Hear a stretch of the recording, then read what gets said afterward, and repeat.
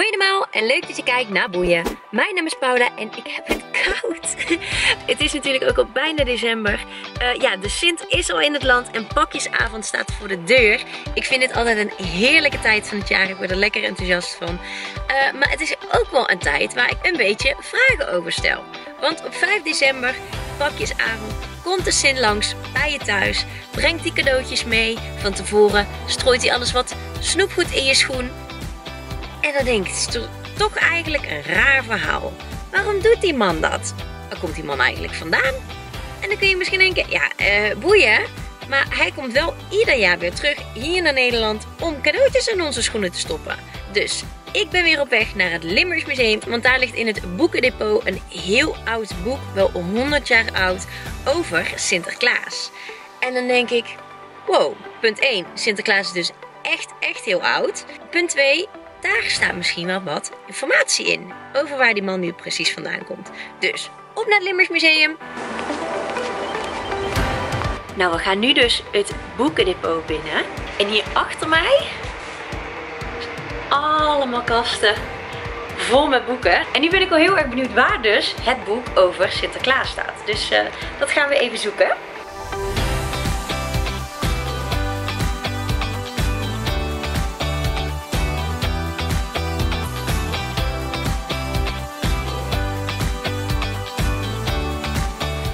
Hier in die lades, dus de bijzondere boeken, de lange boeken die dus niet in de rekken passen.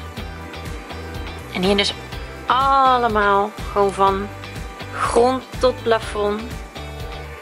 Nou, en in dit stuk van het depot staan we dus echt in het oudste gedeelte van de boeken. En hier ligt dus ook ergens het Sinterklaasboek. Het allereerste boek waarin Sinterklaas met Piet zo is afgebeeld. Hier ligt hij dan. Sint-Nicolaas en zijn knecht. Een boek uit 1903. Dus echt heel oud. En hier zie je inderdaad Sinterklaas. En toen nog een hele boze Piet. En dit zijn dus de eerste prenten eigenlijk hoe Sinterklaas werd afgebeeld. Dus dit is nog steeds de manier hoe we eigenlijk naar Sinterklaas kijken.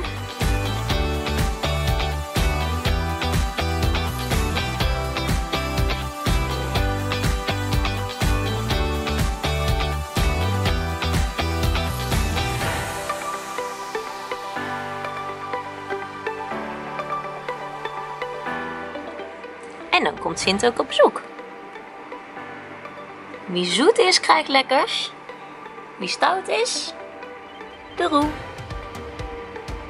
En dit is dus echt uit de tijd dat Piet nog een boze enge man was. Je ziet die kinderen ook echt zo kijken van, oh. Deze heeft wel lef trouwens hoor.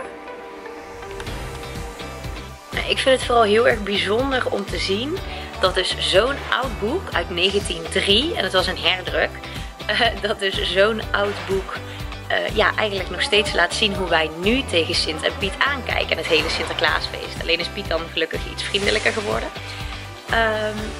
Maar we weten eigenlijk nog steeds niet wie die man nu is en waar die vandaan komt. En daarvoor moet ik even een stukje gaan rijden naar Utrecht. Ik ga namelijk naar het museum het Catharijnenconvent. En daar kunnen we me hopelijk iets meer vertellen over waar die man nu vandaan komt. Ik moet even inbreken. Net op een spannend moment, want we zouden het interview ingaan met Anita. En nu heb ik vooral eigenlijk slecht nieuws. Het slechte nieuws is dat die beelden van dat interview beschadigd zijn geraakt toen ik ze van mijn camera naar de computer wilde overzetten. Dus wat ik ga doen, ik ga proberen om het verhaal van Anita kort samen te vatten en jullie toch nog wat informatie te geven.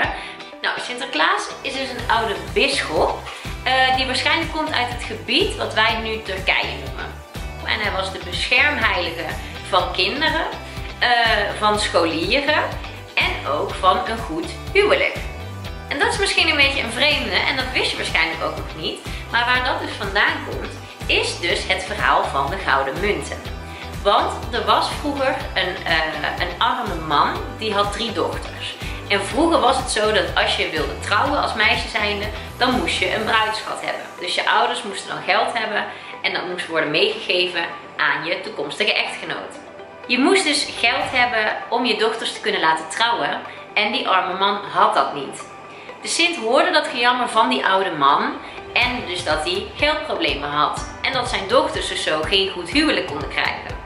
En nu was het vroeger zo dat je dan als vrouw zijnde niet gewoon ook kon gaan werken of kon gaan vloggen. Dat was toen nog niet. Dus je moest wel echt die bruidsschat hebben mocht je kans willen maken op een goede toekomst. Nou, Sinterklaas, goed heilig man.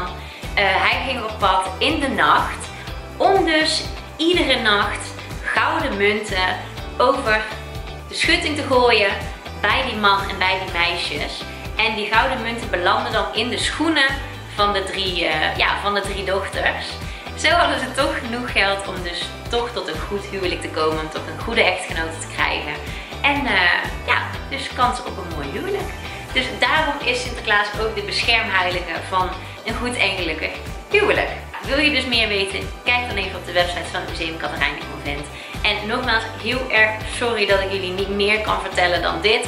Aniet heeft een prachtig verhaal verteld. Dus mocht je meer informatie willen weten, kun je misschien ook nog bij haar terecht.